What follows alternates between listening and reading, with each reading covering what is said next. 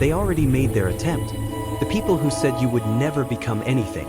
The ones who saw you stumble and felt a sense of comfort. The ones who smiled in front of you while quietly hoping you would remain exactly where you were, small, limited, predictable. They tried to restrain you, and for a time, it succeeded. Not because they were strong, but because you accepted their judgment. You took in their doubt as if it were truth. You carried their fear as though it belonged to you. You lowered your presence so they would not feel challenged by your potential. But there is something they failed to anticipate. You are still here, still breathing, still observing, still carrying a spark beneath the surface. And that spark, the one they tried to put out, never disappeared. It simply went quiet. It adapted. It learned how to exist in the dark. It became something unfamiliar to them, something beyond their influence. Niccolò Machiavelli understood this force. He devoted his life to studying power, not the obvious kind that demands attention, but the subtle kind that operates unseen. He watched individuals rise and collapse. He noticed that systems rarely fail from outside pressure alone, but from weakness within. Hidden in his writings is a framework, a psychological structure for becoming untouchable, not distant, not ruthless, but resilient. The kind of person who can face insult without reacting, rejection without falling apart, betrayal without losing direction. This is not about retaliation. It is not about losing compassion. It is about facing a truth that most people avoid. The people who hurt you never truly had the ability to destroy you. You allowed their influence to matter. And now you are taking that influence back. But before continuing, understand this clearly. What follows is not meant to soothe you. It is meant to challenge you. It will raise questions you may have avoided. It will uncover patterns you have defended. And when it ends, you will either leave unchanged, or you will not see yourself the same way again. Let us begin. Here is a reality few want to acknowledge. Most people live confined. Not by circumstances. Not by their surroundings. Not even by those who wrong them. They are confined by an identity they constructed to satisfy others. They shaped their goals around approval. They muted their strongest instincts because someone once told them those instincts were unsafe, inappropriate, or excessive. And now they move through life with invisible restraints, unsure why everything feels heavy. Machiavelli recognized this clearly. He wrote about how individuals are rarely enslaved by rulers, but by their own need to be accepted. He understood that the most effective form of control is not force, it is dependence. When your sense of worth depends on someone else's opinion, they control you. When you require validation before acting, you have already given up freedom. When your decisions are shaped by fear of disapproval, independence is gone. And the harshest part is that those holding the restraints often do not realize they are doing it. They are simply acting from their own unresolved fears, projecting them outward. You absorbed those fears because you were inexperienced, because you trusted, because you lacked perspective. But that is no longer the case. You are not that person anymore. Now you understand. The question is how you will respond. Machiavelli once wrote that a man who tries to live entirely by virtue will be ruined among those who do not. This is not an argument against ethics. It is a warning. It means that waiting for fairness before taking action leads nowhere. The world does not operate on fairness. People will resist your progress, not always out of malice, but because your growth highlights their lack of movement. Your courage reflects their hesitation. Your progress reminds them of the choices they avoided. So they say things like, be practical. Don't expect too much. Who do you think you are? They disguise fear as guidance. They present limitation as care. But here is what they overlook. You are no longer seeking permission. Ask yourself this. How many times have you fallen? How many setbacks have you endured? How many nights have you questioned whether you would recover?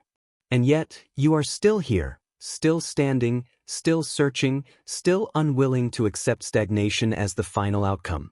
That matters. It means you are not fragile. Not because pain never touched you, but because it did not stop you. Every criticism, every rejection, every betrayal was meant to end your progress. It did not. Not because you lack feeling, but because something within you continues to move forward. A quiet part that says, "Not yet." A part that understands, without logic, that your story is unfinished. Machiavelli referred to this quality as virtù. Not morality, but inner strength, will, flexibility, persistence. The force that allows some people to shape outcomes rather than be shaped by them. And this is often misunderstood. Virtù is not fixed. It is built. Each time you rise after being knocked down, it grows. Each time you choose movement over despair, it strengthens. Each time you refuse to let another person define your value, it develops. The trials were never designed to erase you. They were meant to reveal you. Every scar is proof that you endured something and continued forward. Every scar shows that you chose to continue when giving up would have been simpler. You believe your pain makes you fragile. It does not. Your pain is strength. It taught you lessons comfort never could. It added depth to your character that safety would have left undeveloped. It gave you understanding that only comes from enduring difficulty. The people who tried to defeat you did not realize what they were shaping. They believed they were breaking you. In reality, they were refining you. And now you are ready to understand what Machiavelli recognized 5 centuries ago. The same force that tried to destroy you is the force that made you formidable. Not dangerous in a violent way. Dangerous because fear no longer controls you. This brings us to the core. The framework Machiavelli embedded in his work, the psychological structure that makes a person unmovable. It is not a collection of tricks. It is a shift in awareness, a change in how you see yourself in relation to the world.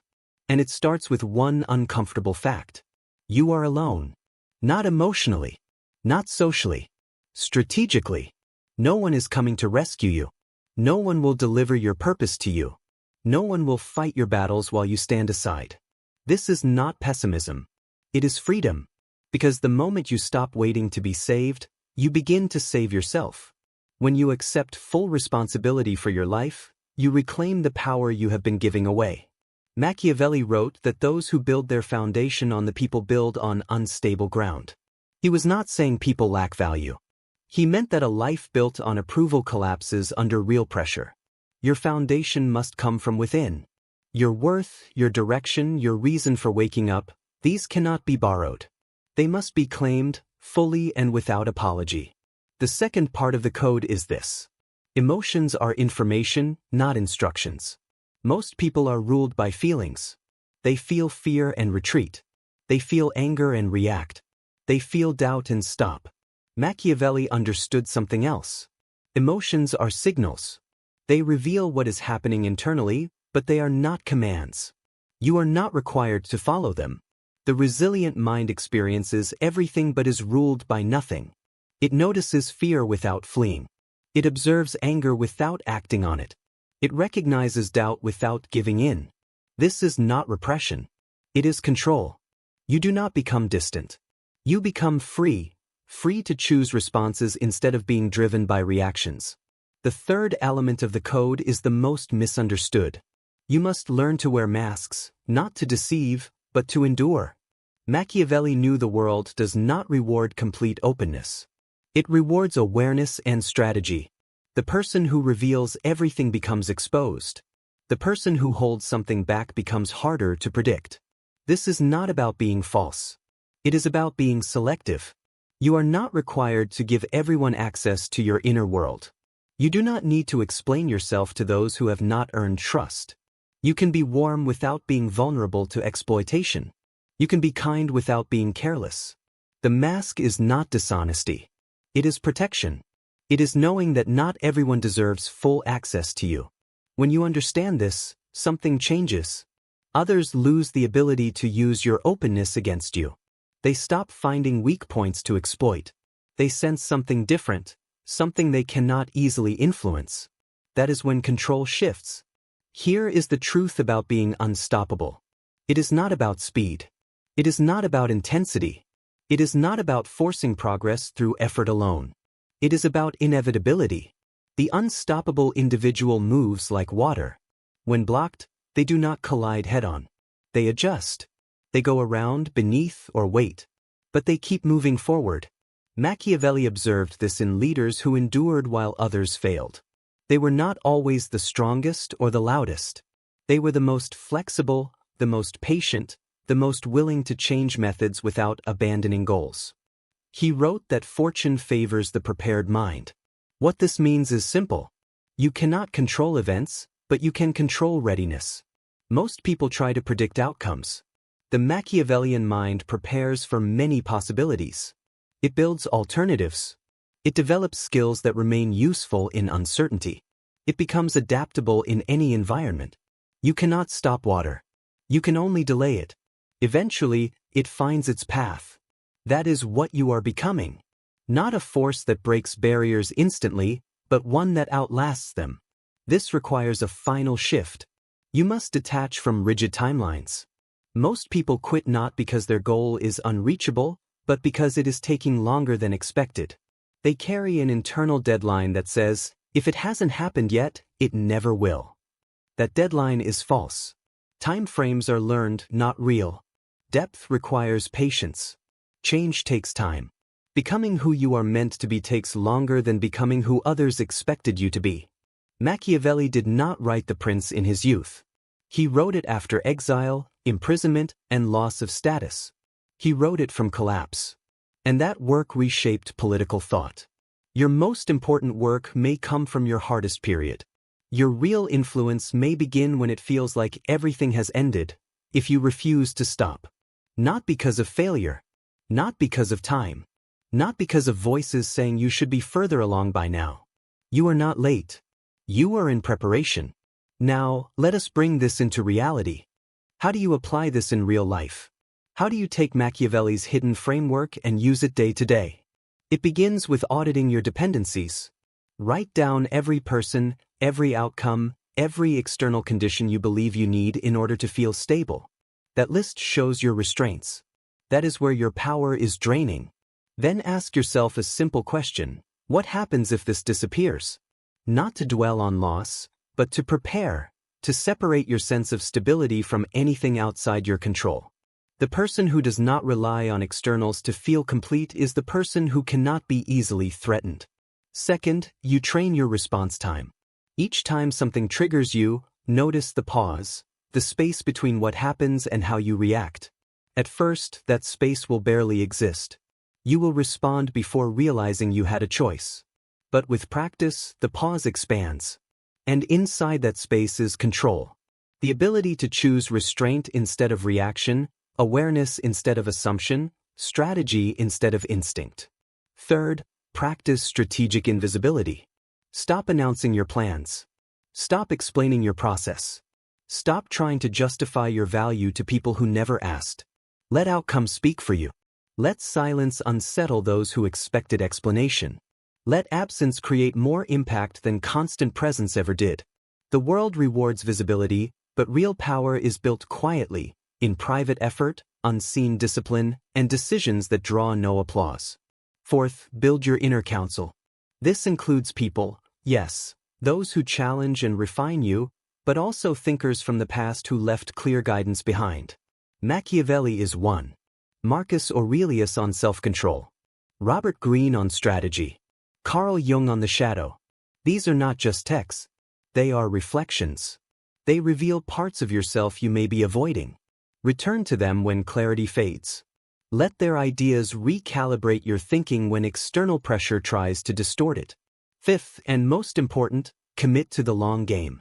Not recognition. Not shortcuts. Not moments of attention. Commit to steady, patient construction, building something durable, something that cannot be shaken. Something that does not depend on approval because it is grounded in internal alignment. This is the Machiavellian path. Not dominance. Not cruelty. Sovereignty. Full ownership of your mind, your direction, and your drive. So here you are at the end of this message, but really at the beginning. You've heard the framework. You've seen the pattern. Now only one question remains. Will you use it? Knowledge without action is only entertainment. You can watch this, feel a reaction, and return to the same habits tomorrow. Or you can decide that something has changed. That the person who started this is not the same person finishing it. They could not hold you back because you stopped waiting. They could not break you because you rebuilt yourself, Stronger, clearer, more reserved. They cannot stop you because you no longer seek permission. The framework is simple. Own yourself. Control your reactions. Move quietly. Prepare for uncertainty. Depend on nothing external. That is the structure of the untouchable. Machiavelli understood it 500 years ago. Now you do as well. The real question is what you will do with the next 500 days. Will you build, or will you return to what limits you? If something here resonated, leave 2 words in the comments. I'm unbreakable. Not for anyone else, for yourself, to mark this moment. And if you are not ready to say that yet, that's fine. Just remember this. The fire never disappeared. It was waiting for you to stop apologizing for its intensity.